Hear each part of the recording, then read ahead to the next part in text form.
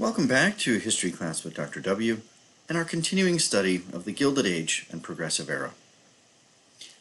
In the previous lecture, I talked about some broad definitions and themes that will cover the entire course.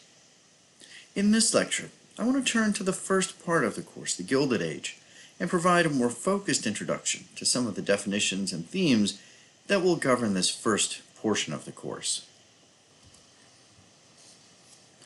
In the decades after the Civil War, the nation was literally and figuratively ablaze.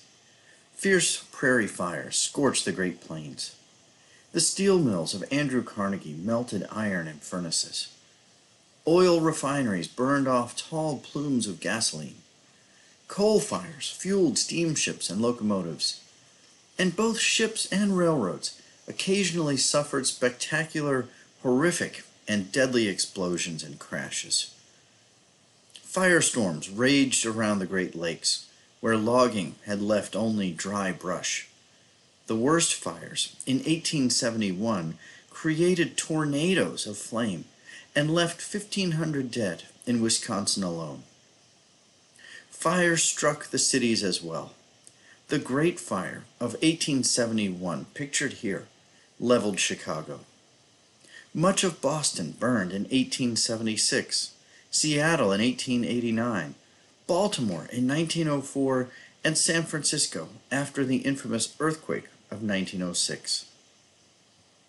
While theme park rides and attractions often used fire metaphorically, it's an odd coincidence that all three of the major theme parks of Coney Island, Dreamland, Luna Park, and Steeplechase, all were destroyed in fires. The heated emotions of Americans led them to start fires of their own. Striking steelworkers at Homestead, Pennsylvania, threw flaming barrels of oil at scab workers and set barges on the river ablaze. There were more than 2,500 recorded lynchings in this country between 1885 and 1900, many of which involved burning the victims. Most of these fires are representative of a nation moving forward in fits and starts after the Civil War. The pace of technological advance and industrialization was staggering. Social changes as well moved across the landscape in great waves.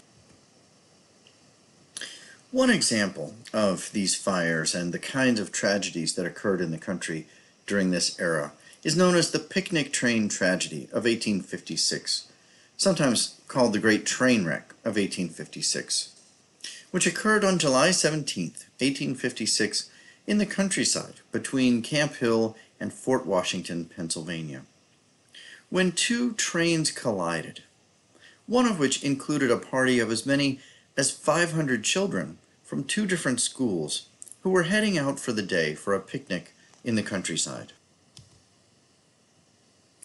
The story was covered in extensive detail by Frank Leslie's illustrated newspaper, which itself is part of the story of this era. It was one of the largest circulating papers in the country and grew eventually to a circulation of close to 1 million in the years following 1900. 1856 was fairly early in its circulation, and it only circulated a few thousand copies as of 1856. Nonetheless, the illustrations included in that weekly demonstrate much of what happened in this tragedy. I'll read a brief passage from the description in Frank Leslie's paper.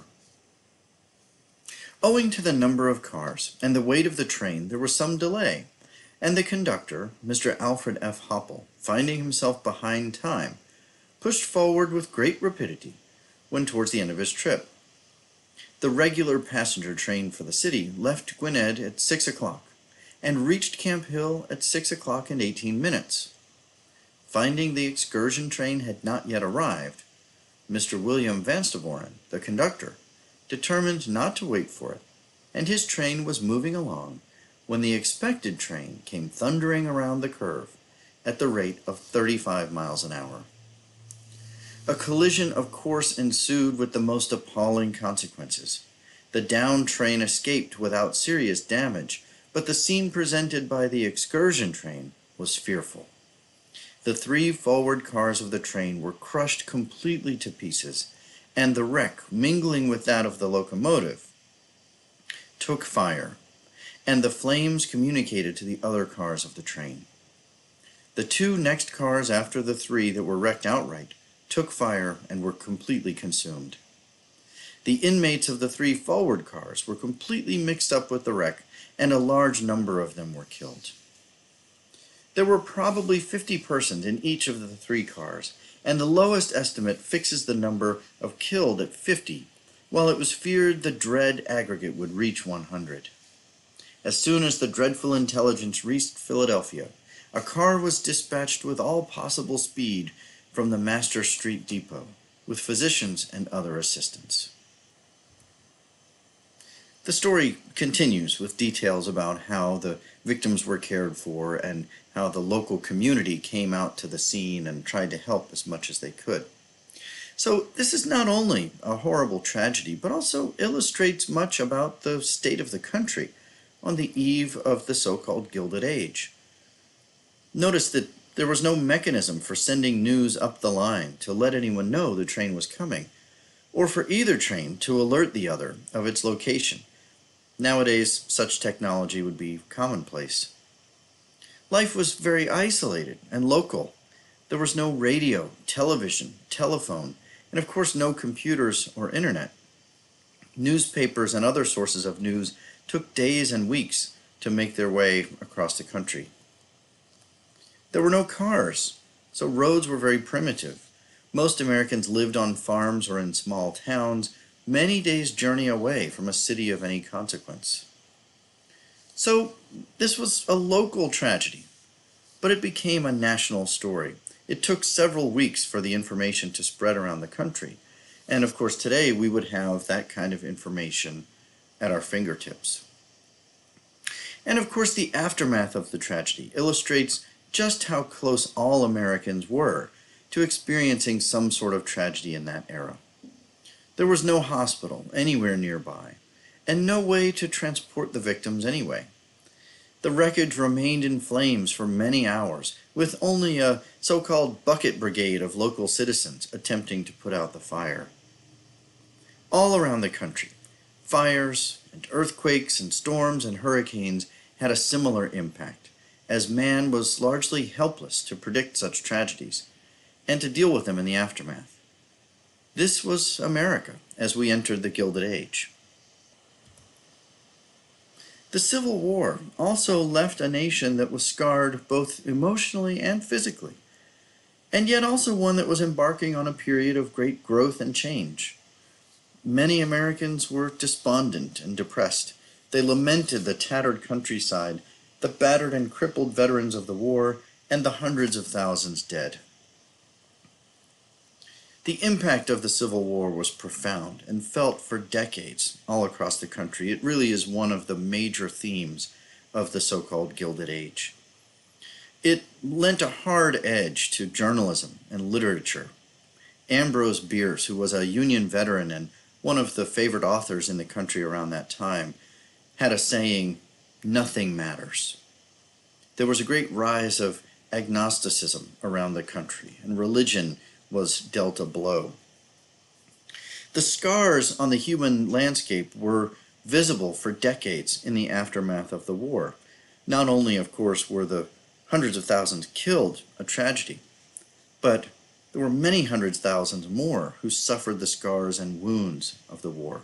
There were some 20,000 amputees after the war in the North alone.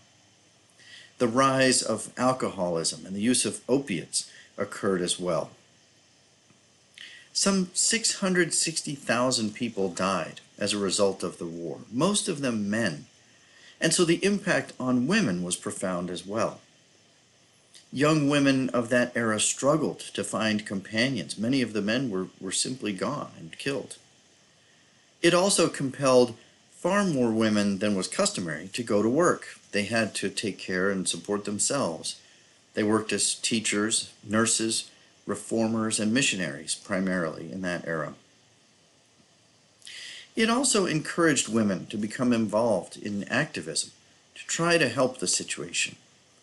Many of these women were living with men in the aftermath of the war, whether husbands, brothers, fathers, or others in their lives, who were suffering from the aftermath of their wartime experiences, many of them turning to alcoholism. The Women's Christian Temperance Union was formed in 1873 by women who hoped to curb the impact of alcoholism in the country. It was led by Frances Willard. The WCTU established kindergartens, soup kitchens, libraries, advocated prison reform, labor reform, and denounced domestic violence, among other causes. Women had other impacts as well, one example of them being Clara Barton, who as a 40-year-old had volunteered as a nurse during the Civil War, an experience that had a profound impact on her. In the aftermath of the war, she traveled to Europe, where she met the founders of the International Red Cross. In 1881, having returned to the United States, she and others established the American Red Cross, which helped to provide aid to victims of natural disasters, forest fires, floods, tornadoes, hurricanes, and illness. Many veterans of the Civil War struggled to transition back to normal life at home. There were a vast number of weapons available. Guns and knives were common. Suicide rates were high, as was violent crime during that era. Frank and Jesse James, former Confederate raiders, became notorious bank and train robbers of that era. The Civil War cast a long shadow as well in terms of politics and the national economy. For many decades, service in the Civil War was an almost vital ingredient in any political campaign. And in 1880, the presidential election included 4 Civil War generals among the candidates. Campaigns were hard-fought and exhausting during this era, especially in swing states like Ohio and New York. So the war had many profound impacts on the country. And yet, other parts of that impact created cause for more optimism. The war created new opportunities. Most obvious of them, slavery was abolished, and the freedmen could now move forward to create new lives. As well, the war had created new opportunities for women in both the North and the South. Horrible as it had been, the Civil War provided the nation an opportunity to reinvent itself, to finally realize its full potential. How successfully that potential was tapped over the next 40 or so years is largely the story of this course. What would these new social changes mean for the freedmen, for women, for workers? What developments lay in store for corporations, for businessmen, for government, both federal, state, and local? Did the period of the Gilded Age and Progressive Era bring us closer as a nation to realizing the promise of the American dream? Or did it continue to be a false beacon to millions of immigrants who came to America with grand expectations, only to see their hopes dashed by bitter realities? We'll be discussing the answers to these and other questions over the lectures to follow.